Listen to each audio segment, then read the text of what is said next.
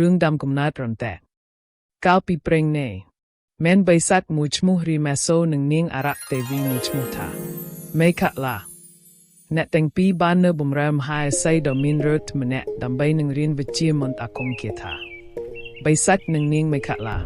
បានខំរៀនប្រណាំងប្រជែងគ្នាដើម្បីបំពេញចិត្តគ្រូរៀងខ្លួនហើយអ្នកទាំងពីរប្រកបដោយបញ្ញាវៃក្រៃលែងដូចគ្នាតាបសក៏ស្រឡាញ់អ្នកទាំងពីរនោះស្មើគ្នាពេលតាបសបានបង្រៀនសិស្សលោកចាប់គ្រប់មុខវិជ្ជាហើយ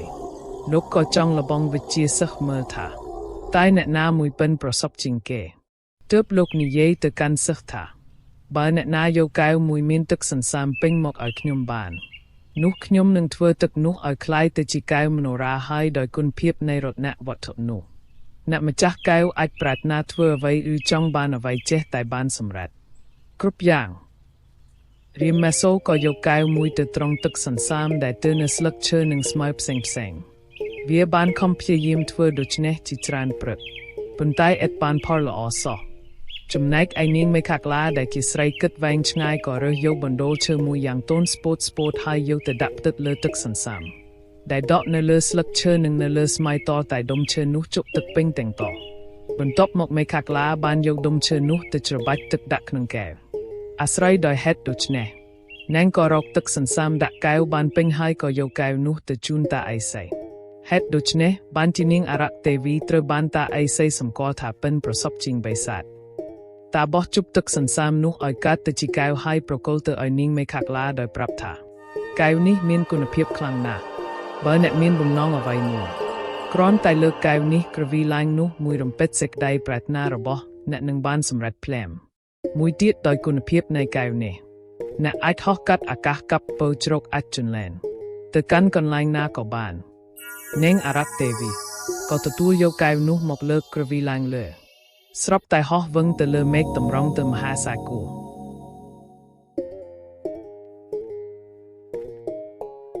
ចំណែកឯរីម៉ាសូអាស្រ័យដោយការព្យាយាមដ៏យូរក៏រកទឹកសន្សើមដាក់បានពេញកែវហើយយកទៅថ្វាយមហាឥសីពោលថាចៅឯងយករបស់នេះមកយឺតយូរពេកហួសពេលតាត្រូវការឥឡូវតាបានឲ្យរតនវត្ថុនោះទៅនាងមេខឡាទៅឲ្យមន្តអាគមគាថារបស់តាអាចជប់វត្ថុបែបនេះបានតែមួយដងទេ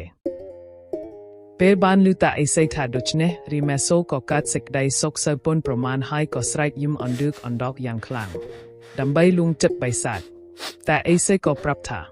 ចូលចៅកុំកើតទុកខ្លាំងពេកចាំតាឲ្យពូថយមួយពូថយនេះអ្នកអាចយកទៅឆ្លោះដណ្ដើមយកកែវពីនាងអារក្សទេវីមេខឡាបាននាងមេខឡានេះចូលចិត្តហោះហើរលេងនៅលើអាកាសដើម្បីមុជទឹកភ្លៀងដែលមានភ្លៀងម្ដងចូលអ្នកចោលពូថយនេះទៅលើវានឹងបោះចោលកែវដ៏មានតម្លៃនោះប៉ុន្តែនៅពេលប្រយុទ្ធគ្នានោះចៅឯងឃើញវាលើកកែវឡើងក្រវីចូលចៅឯងបិទភ្នែកភ្លាមមុននឹងចោលពូថយទៅលើវាពេលរីម៉ាសូបានពូថយមកកាន់នៅនឹងដៃហើយវាក៏ហោះស្វែងរកនាងមេខឡាដើម្បីដណ្ដើមកែវមនោហិរាប៉ុន្តែពេលនាងមេខឡាបានឃើញរីម៉ាសូភ្លាមនាងក៏យល់ឃើញថា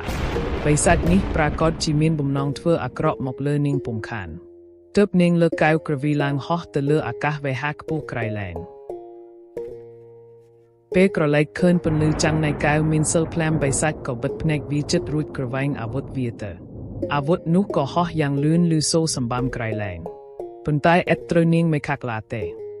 ចាប់តាំងពីពេលនោះមកទើបនៅពេលមានភ្លៀងផ្គរគេឃើញចាំងពន្លឺកែវហើយសូរសំឡេងយ៉ាងខ្លាំងនៃអាវុធនោះអាស្រ័យហេតុនេះហើយបានជាក្នុងភាសាខ្មែរយើងឲ្យឈ្មោះដុំថ្មទាំងឡាយណាដែលមានរាងដូចផ្លែពូថៃឬជាប់កាប់ក្បាលស្រួចដូចកាំបិតថាកាំរន្ទះហើយសន្មតរបស់ទាំងនេះថាជាព្រួនរបស់យ៉ាស្បាញ់នៅលើមេឃធ្លាក់មកដែរចាប់ដោយបរិបូរសូមអរគុណរឿងនាងកុលធីតា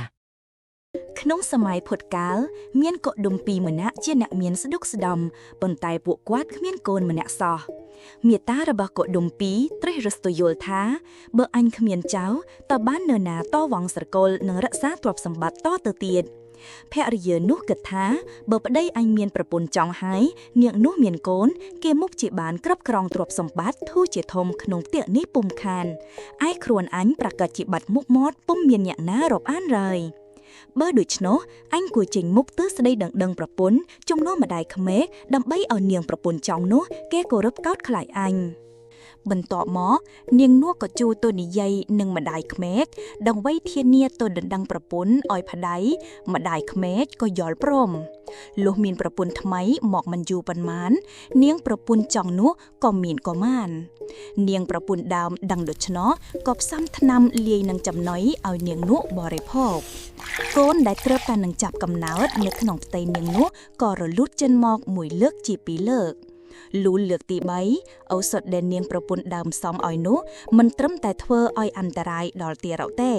ថែមទាំងបណ្ដាលឲ្យមានគ្រោះថ្នាក់ដល់ជីវិតម្ដាយទៀតផងតែ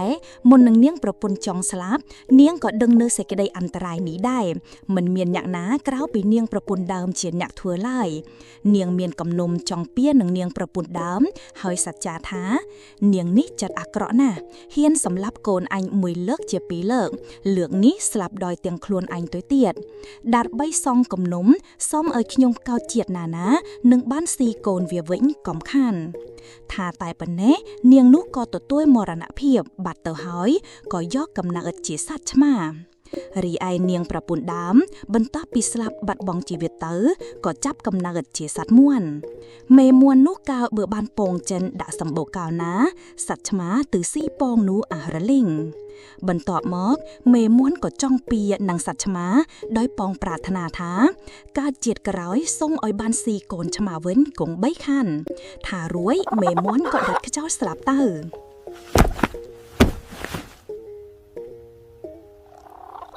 លុះជាតិបន្ទាប់មកទៀតឆ្មានោះក៏អន្ទោលជាតិជាមេមរឹកឯមេមួនចាប់កំណើតជាខ្លាកាលណាមេមរឹកសម្រាលកូនខ្លានោះតែងទៅខំស៊ីកូនអស់គម្រប3លើកដូចនៃមុនទៀតជាតិបន្ទាប់មកទៀតខ្លានោះទៅកើតជាមនុស្សឈ្មោះនាងកុលធីតាឯមេមរឹកទៅកើតជាយក្ខិនីក្នុងពេលដែលនាងកុលធីតាមានកូនស្រាប់តែនាងយក្ខិនីនោះសុំធ្វើជាមិត្តមកសួរសុខទុក្ខហើយបន្លំចាប់កូននោះស៊ីលុះគម្របហឺកទី3នាងកុលធីតានាំប្តីនិងកូនទៅងូតទឹកស្រះនៅពេលដែលនាងងូតទឹករួចហើយនាងក៏បីកូនអង្គុយចាំប្តីនាងចោលភ្នែកទៅឃើញយក្ខនីដាវសំដៅមកពីចម្ងាយក៏យល់ថាច្បាស់ជាជួបនៅអន្តរាយភាពមិនខានក៏ស្ទុះបីកូនរត់កាច់រហូតទៅដល់វត្តចេតពុនគប់ជួនជាពេលនោះព្រះពុទ្ធកំពុងប្រទានព្រះធម៌ទេសនានៅកណ្ដាលជំនុំបរិស័ទកុលធីតាភ័យណាស់យកកូនទៅដាក់ទាព្រះបាទព្រះអង្គហើយស្រែកយំអង្វរទ្រង់ថាសូមព្រះអង្គជួយខ្ញុំប្រការណាផងនាងយក្ខិនីតាមខ្ញុំប្រការណាមកដល់កំពែងវត្តហើយព្រះពុទ្ធអង្គទ្រង់ត្រាស់ប្រាប់អានិនឲ្យទូហើយនាងយក្ខិនីនោះចោលមកកាលបើនាងយក្ខិនីនោះចូលមកថ្វាយបង្គំព្រះអង្គទើបទ្រង់នាំអតីតនិទានអំពីការចង់ពៀដែលមិនអាចរំងាប់ដៃពៀមកសម្ដែងប្រាប់រួចទ្រង់ផ្សះផ្សានាងទាំងពីរណាឲ្យលែងកាន់ចិត្តគំនិតគុំគួននឹងគ្នាហើយឲ្យរាប់អានគ្នាជាបងប្អូនតទៅនាងយក្ខិនីទូលសួរព្រះអង្គថាតើឲ្យខ្ញុំព្រះករុណារស់នៅរបៀបណាបើខ្ញុំព្រះករុណាធ្លាប់តែរស់ដោយចាត់មនុស្សសត្វស៊ីជាអាហារយ៉ាងនឹងទៅហើយនោះកាលនោះព្រះពុទ្ធអង្គទ្រង់ត្រាស់បង្គាប់ឲ្យនាងកុលធីតាយកនាងយក្ខិនីទៅចិញ្ចឹមព្រោះនាងយក្ខិនីនេះចេះមើលដំណើរទឹកភ្លៀងហេតុនេះបើនាងដឹងថាឆ្នាំនេះភ្លៀងតិចនាងយក្ខិនីបង្គាប់ឲ្យនាងកុលធីតាធ្វើស្រែជ្រៅហើយបើឆ្នាំណាមានភ្លៀងច្រើននាងយក្ខិនីបង្គាប់នាងកុលធីតាឲ្យធ្វើស្រែដីឆ្ពោះមិនយូរប៉ុន្មាននាងកុលធីតាក៏ទៅជាអ្នកមានទ្រព្យសម្បត្តិដោយសារតែធ្វើស្រែបានផលស្រូវច្រើនអ្នកជិតខាងឃើញនាងធ្វើស្រូវមិនដែលខុសឆ្នាំណាសោះក៏នាំគ្នាទៅសួរនាងកុលធីតាហើយនាងក៏ប្រាប់តាមដំណើររឿងក្រោយមកឲ្យតែជិតដល់រដូវធ្វើស្រែអ្នកជិតខាងតែងតែនាំគ្នាយកនំចំណីទៅជូននាងយក្ខិនីដើម្បីសួរដំណើរទឹកភ្លៀងនាងយក្ខិនីដែលធ្លាប់នៅក្នុងព្រៃកាត់ក្តីអផ្សុកមិនចេះនៅក្នុងស្រុកដែលឮសូរតែសំឡេងត្បាល់អង្រែមិនឈប់ឈរក៏សុំនាងកុលធីតាទៅនៅឯក្រៅស្រុកអ្នកស្រុកអ្នកភូមិក៏នាំគ្នាយកអីវ៉ាន់ទៅតាមបូជានាងយក្ខិនីឯស្រុកឆ្ងាយនោះទៀតរឿងនេះយូរទៅលូអស់អំពីនាងយក្ខិនីទៅក៏คล้ายទៅជាទំនៀមបូជាព្រះភូមិដើម្បីឲ្យបានផលស្រូវទៅវិញ